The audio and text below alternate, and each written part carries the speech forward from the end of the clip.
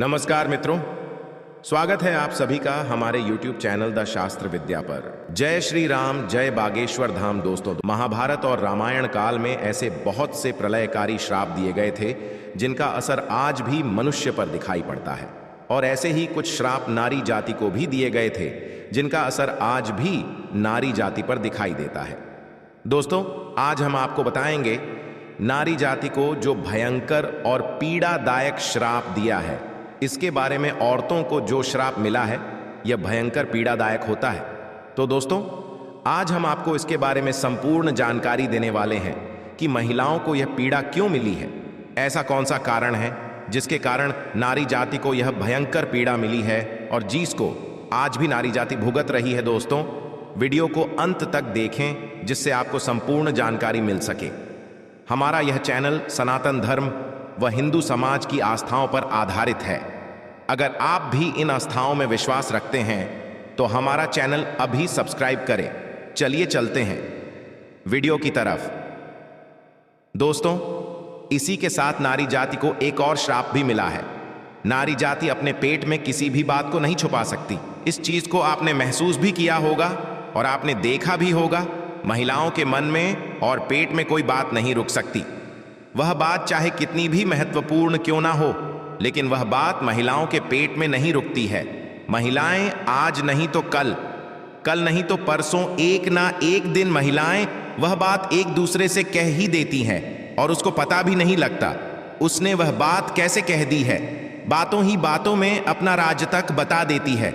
दोस्तों, यह श्राप महाभारत के दौरान युधिष्ठिर ने सभी स्त्रियों को दिया था। यह श्राप क्यों दिया था हम बताते हैं। जब अर्जुन ने महाभारत के समय अंगराज कर्ण का वध कर दिया था, कर्ण के वध हो जाने के बाद माता कुंती ने कर्ण की मृत्यु पर दुखी होते हुए अपने पांचों पांडवों को बताया था कि कर्ण तुम्हारा शत्रु नहीं था, तुम्हारा भाई था, और पांडवों को जन्म की कहानी बताई थी। और उन्होंने बताया अपने कुंवारेपन में भूल बस सूर्य देव का बीज मंत्र का जाप करके सूर्य को प्रसन्न किया और आने तक मजबूर कर दिया। सूर्य को मजबूर करके अपने पास बुलाया और उनके तेज से कर्ण का जन्म हुआ था। इसी मजबूरी में आकर कर्ण को पानी में बहा दिया था। जब इस सत्य को पांडवों ने जाना तो पांचों पांडवों को बहुत दुख हुआ और धर्मराज युधिष्ठिर इस बात को जानकर बहुत क्रोधित हुए। और युधिष्ठिर ने अपनी माता कुंती को क्रोध बस कहा कि माता, आपने हमसे कैसा अनर्थ करवा दिया है। अगर आपने हमें यह भेद पहले बता दिया होता तो हम कभी भी अपने ज्येष्ठ भ्राता से युद्ध नहीं करते। और धर्मराज युधिष्ठिर अपनी मां पर क्रोधित होते हुए समस्त नारी जाति को यह श्राप दे दिया कि आज के बाद नारी जाति के मुख में, नारी जाति के पेट में कभी भी कोई बात नहीं छुपेगी। नारी जाति को भयंकर से भयंकर बात भी बता दी जाए तो उसको भी उगल देगी। इस तरीके का श्राप युधिष्ठिर ने नारी जाति को दिया था। उसके बाद आज तक नारी जाति इस शराब को भोग रही है। आपने देखा होगा कि कितनी भी महत्वपूर्ण बात क्यों ना बता दी जाए, तब भी वह उस बात को किसी दूसरे से कह देती है और उनको खुद महसूस नहीं होता कि उन्होंने अपने घर का भेद किसी दूसरे व्यक्ति को बता दिया है। तो दोस्तों, अब आता है दूसरा श्राप नारी जाति को भोगनी होगी। मासिक धर्म की पीड़ा। महिलाओं को हर महीने 5 दिन का मासिक धर्म होता है और इससे उन्हें बहुत ज्यादा पीड़ा भी होती है। यह पीड़ा भी नारी जाति को एक श्राप के रूप में मिली है। भागवत पुराण के अनुसार इस श्राप की कथा कुछ इस प्रकार है। इस बार देवताओं के गुरु बृहस्पति देवराज इंद्र से क्रोधित हो गए और इसी का लाभ उठाकर असुरों ने स्वर्ग पर आक्रमण कर दिया और इंद्र को अपना स्वर्ग छोड़कर भागना पड़ा। तभी इस समस्या का समाधान करते हुए ब्रह्मा जी ने देवराज इंद्र से कहा था कि तुम्हें किसी ब्रह्म ज्ञानी की सेवा करनी चाहिए जिससे तुम्हारा स्वर्ग तुम्हें वापस मिल सके। ब्रह्मा जी की आज्ञा का पालन करने के लिए देवराज इंद्र ने एक ब्रह्म ज्ञानी की सेवा करना शुरू कर दी। अनजान थे कि जिस ब्रह्म ज्ञानी की वह पूजा कर रहे हैं, जिसे ब्रह्म ज्ञानी की वह सेवा कर रहे हैं, उनकी माता एक असुर थी। इस ब्रह्म ज्ञानी की माता के दिल में हमेशा असुरों के लिए हमदर्दी थी और देवताओं से बड़ी नफरत किया करती थी।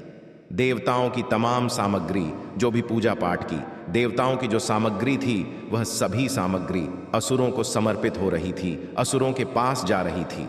जब देवराज इंद्र को इस बात का पता चला तो क्रोध में आ गए और क्रोध में आकर उस ब्रह्मज्ञानी की हत्या कर दी जिसकी वह सेवा कर रहे थे, और इसी की वजह से देवराज इंद्र पर ब्रह्म हत्या का पाप लग गया। वह पाप एक असुर के रूप में देवराज इंद्र के पीछे पड़ गया था। इस पापी असुर से छुटकारा पाने के लिए देवराज इंद्र ने अपने आप को एक फूल के अंदर छुपा लिया था दोस्तों, और 1 लाख वर्ष तक श्री हरि विष्णु की तपस्या की थी। जब भगवान विष्णु ने खुश होकर देवराज इंद्र को उस असुर से बचाया था और श्री हरि विष्णु ने देवराज इंद्र को इस पाप से छुटकारा पाने के कुछ उपाय बताए थे। जब देवराज इंद्र से श्री हरि विष्णु ने कहा, इस पाप के अंश को आपको 4 भागों में बांटना होगा। पेड़, पानी, पृथ्वी और स्त्री, इन चारों को अंश अंश मात्र बांटना होगा। जब देवराज इंद्र ने इन चारों को बुलाकर इनसे प्रार्थना की, तब यह चारों राजी हो जाते हैं। पानी, पेड़, पृथ्वी और स्त्री चारों मान जाते हैं और अपने लिए एक एक वरदान की कामना करते हैं। दोस्तों, तब इंद्र ने पेड़ को वरदान दिया, वह अपने आप को कभी भी किसी भी स्थिति में जीवित कर सकता है। और पानी को वरदान मिला कि वह किसी भी वस्तु को अच्छे से स्वच्छ कर सकता है, शुद्ध कर सकता है, साफ कर सकता है। और पृथ्वी को वरदान मिला, पृथ्वी के अंदर कोई सा भी गड्ढा हो वह अपने आप भर जाएगा, कैसी भी चोट हो वह अपने आप भर जाएगी। यह वरदान पृथ्वी को मिला। और अंत में स्त्री यानी नारी जाति को मासिक धर्म की पीड़ा मिली। इस मासिक धर्म की पीड़ा के साथ इंद्र ने नारी जाति को एक वरदान भी दिया। इंद्र ने नारी जाति को यह वरदान दिया कि जब भी महिला, जब भी स्त्री, जब भी नारी जाति मर्दों के साथ शारीरिक संबंध बनाएगी तो इसका आनंद उन्हें 2 गुना ज्यादा मिलेगा। इसी वजह से नारी जाति को हर महीने मासिक धर्म होता है और यह बड़ा पीड़ादायक होता है। ये 3 नारी जाति की मासिक धर्म की कुछ अनसुनी रहस्यमयी बातें, जिनकी वजह से नारी जाति को यह मासिक धर्म मिला है और यह अभी भी भुगत रही है और अनंत काल तक भोगती रहेंगी। दोस्तों, अगर आपको हमारा वीडियो अच्छा लगा हो तो सब्सक्राइब करें ताकि हमारी अधिक से अधिक जानकारी आप तक पहुंच सके। धन्यवाद।